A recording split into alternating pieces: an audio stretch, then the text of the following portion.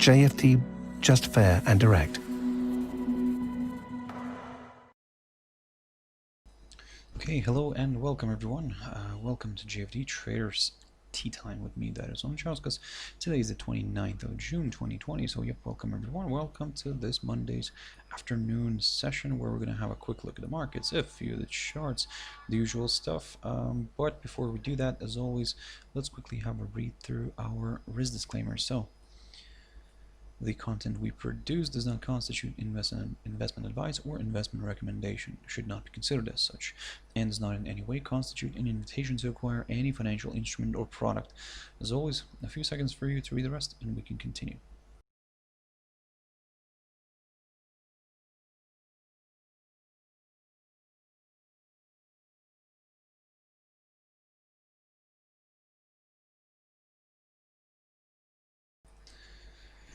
Okay, so now then, also just before we jump into the charts, quick mentioning of our JFD YouTube channel, to which you can always subscribe to in order not to miss any of our upcoming videos, and of course our JFD Bank website, and specifically our JFD research page, which we also update on a daily basis. So yep, feel free to visit us here on jfdbank.com and click on the research tab right there on the top.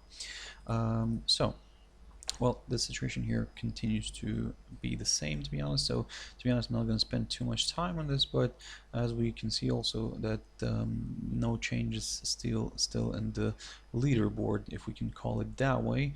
So, yep, US is kind of leading in the way in terms of total amount of infections and deaths, and then followed by Brazil. But then in terms of total confirmed cases, Russia is in third, but in terms of total deaths, United Kingdom is in third. So yep, for now it's the same story.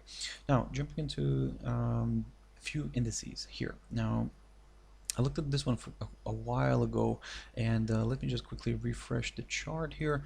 Let's remove all the drawings and let's have a fresh look at this one. Now, on Friday, the index drifted lower, and in general, the index kind of closed the week in the red last week. And but if we look at this daily chart, you can see that it drifted lower. However, it found support near this 21-day EMA. Now, the slide here in the in Nasdaq here 100 was going to mainly due to the sharp fall in the Facebook stock and other tech giants as well. So yep, those have declined on Friday, and well, I mean, this is what kind of brought the Nasdaq 100 lower.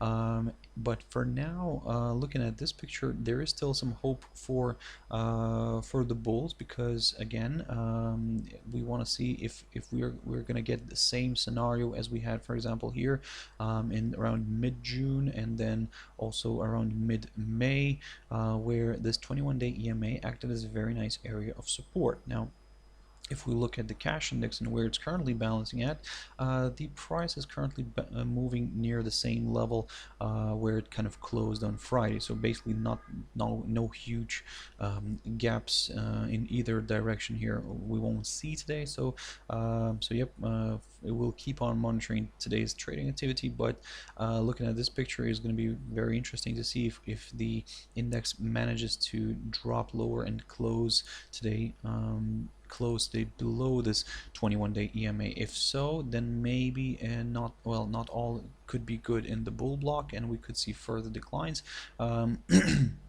For those who are more on the cautious side, I mean, you could wait for a nice good drop below the lowest point of June here. And let me just double check. Yes, the lowest point of June near the 9,490 zone. And then, because a drop below this level would confirm a forthcoming lower low, and further declines could be possible. So, but again, for now, from the more of a short-term perspective, of course, we don't want to miss out on all this kind of territory here. So that's why we could start looking at the 21-day EMA, but of course, be very careful, because we want to be careful here, because, like I said, for example, here on at the end of March, where we had a nice push above the 21-day EMA, and even we had a nice daily close above this line, above this EMA shown as the yellow line, it's still, yes, the next day it traveled higher. However, it then ended up moving back below it. So that's why keep this idea in your heads, but still be very, very careful.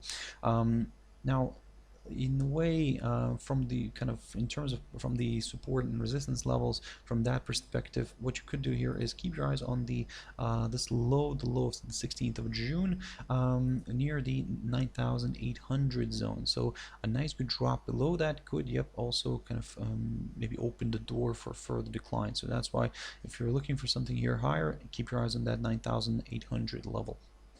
And in terms of if this 21-day EMA continues to provide support and we do see a nice reversal here to the upside, to be honest, for us, we would probably at least wait for a push somewhere around here, somewhere maybe above the 10,110 zone, and then kind of target some higher levels. I mean, for some, maybe the psychological 10,000 level could be a good one to monitor, but to be honest, what could happen here is if, let's say, for example, this index decides to kind of travel south later on, then we could see a small reversal, a small correction here to the upside, a test of the maybe psychological 10,000 zone from underneath, and then move lower if the price fails to climb above that psychological 10,000 zone. So again, this is a bit of a kind of taking into account the beautiful numbers here. Sometimes market participants do like to trade this way, so that's why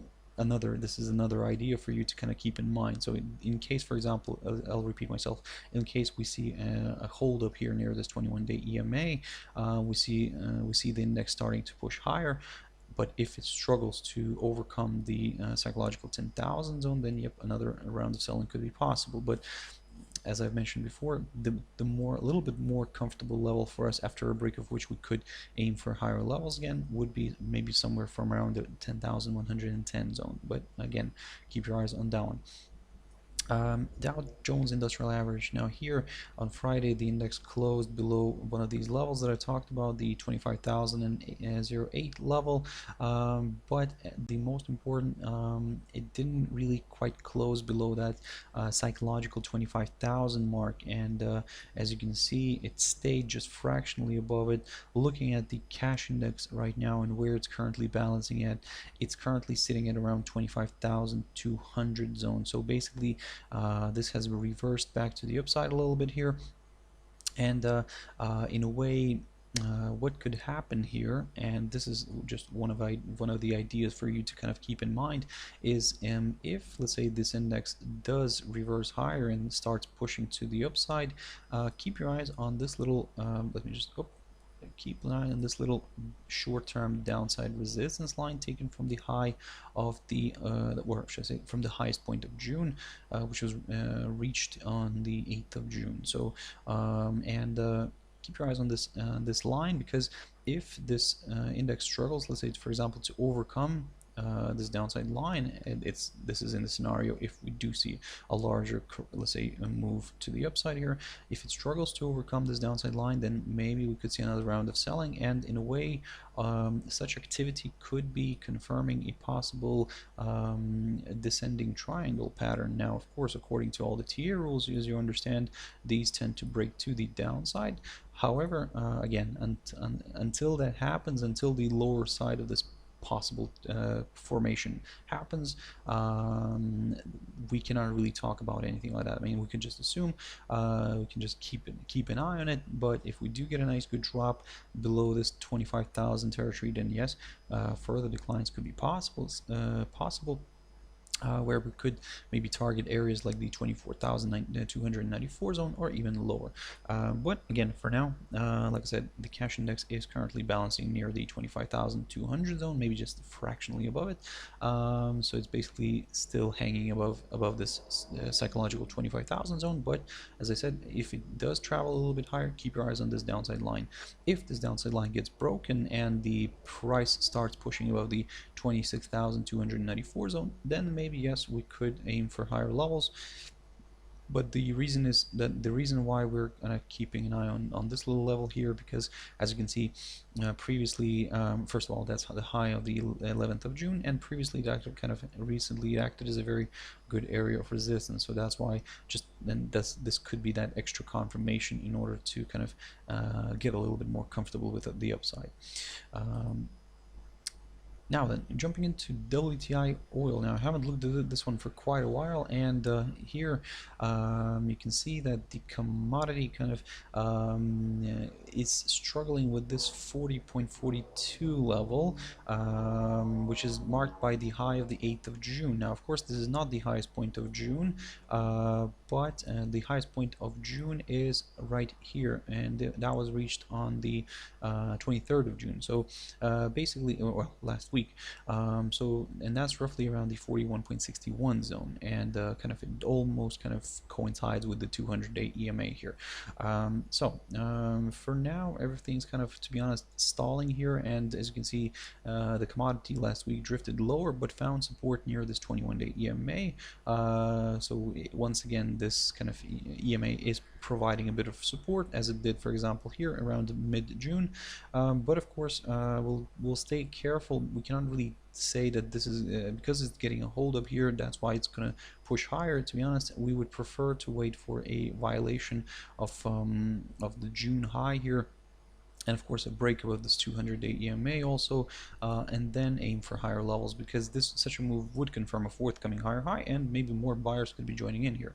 In terms of the downside, preferably we would like to wait for a drop below the low of the 15th of June here, and only then, which is around the 34.38 zone, and then aim for lower levels.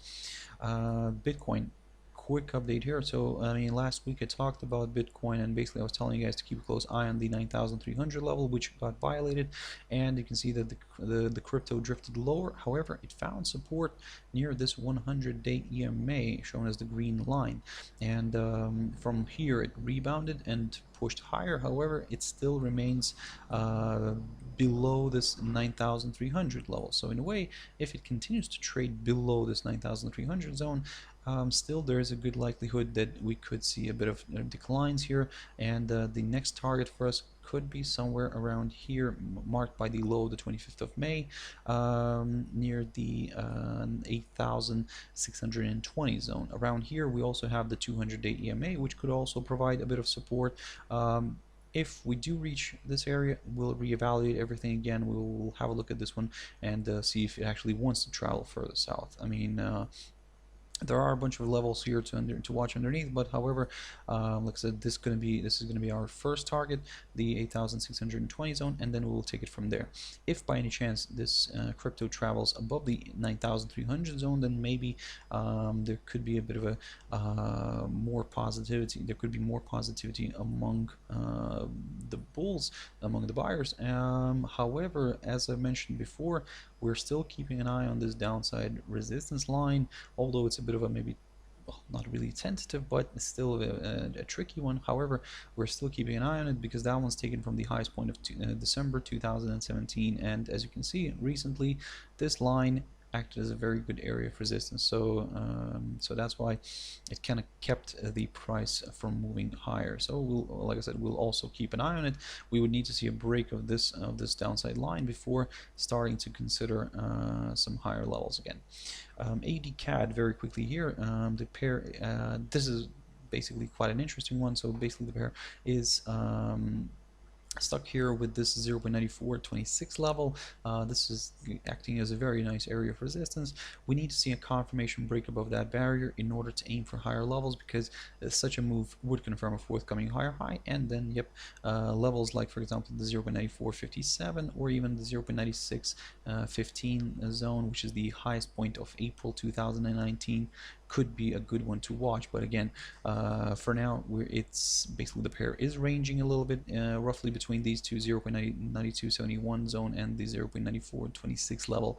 For now, we'll take a bit of a neutral stand as well. Although, don't get me wrong, let's say the prevailing trend here is to the upside, but recently starting even, let's say, from the beginning of June, the pair has been moving sideways a little bit. So that's why we would prefer to wait for that confirmation break first, and then aim for the next directional move. And like I said, for the upside, we're keeping an eye on the 0.9426 level, and on for the downside, we're looking at the 0.9271 territory. USDJPY, quick update here. So the pair is trying to make its way higher, slowly, but yes, it is kind of on the right path, I would say.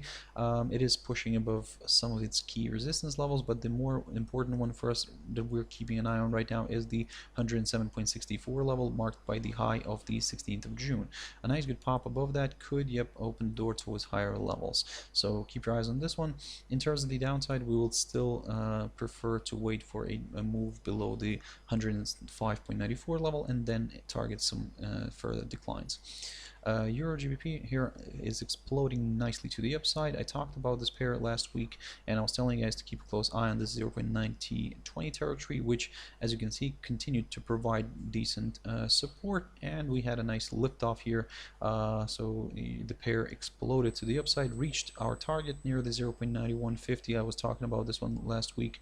And now the big question here is, can it stay above this? If it cannot, that's fine. Still, to be honest, it seems that the momentum is now nicely to the upside. A rising momentum, upside momentum. So yep, in a way it could continue pushing higher. However, if let's say we do get this daily candle staying below this 0.9150 territory, then maybe a bit of a correction here could be possible. Again, don't forget that it's EURGBP we're talking about. Sometimes it moves in a way that it wants to move. So that's why for now, like I said, we will keep an eye on the 0.9150 territory. If we do get a daily close below this, maybe we could see a small correction here to the downside, but don't forget that overall we're still above this upside support line taken from the low of the 18th of February. So even if it declines here all the way towards this upside line, if this upside line remains intact, still the outlook remains positive overall. So something, like I said, something for you guys to keep an eye on. We'll pick up on this one maybe tomorrow as well, just to see how everything kind of got along today. And finally, Euro USD, here the pair is popping higher. This is what I was talking about this morning. Basically, even if we're gonna get a nice pop here to the upside, what I was saying, that keep your eyes on this downside line taken from the high of the 10th of June, because if the pair struggles to overcome that, now maybe we could see another round of selling here towards this key support zone, which is around the 1.1168 territory. But as I've mentioned before, we would prefer to wait for a drop below that, this area right here, in order to aim for lower levels, because here basically, as you can see, if once again this, let's say, this downside line holds and we see the rate reversing back down, then maybe this could be forming a nice descending triangle. But again, for now it's maybe a little bit too early to talk about that, because we only had one touch of this lower side. So that's why this could just stay as an idea for now. But yeah, keep your eyes on it. But if we do get a nice drop below this 1.1168 territory, then yep, lower levels could be met. Until then, we'll probably take a bit of a careful approach here, and maybe even a bit of a neutral one, because even with the downside here, with the upside, we need to see, of course, first a violation of this downside line, and then a push above the 1.1353 level here, which, as you can see, acted as a fantastic area of resistance back here on the 16th of June and also on the 23rd of June, and then yep, we could consider some upside. So guys, I really hope you found it useful, and thank you very much for watching and listening. Thank you for joining in to this webinar, and if you want to catch my video tomorrow morning, as always, my Traders Espresso, 6 o'clock GMT time. For now, I hope you have a wonderful trading evening if you're still trading, but in general, everyone, you have a wonderful evening, and I'll see you tomorrow. Thank you very much, and bye-bye.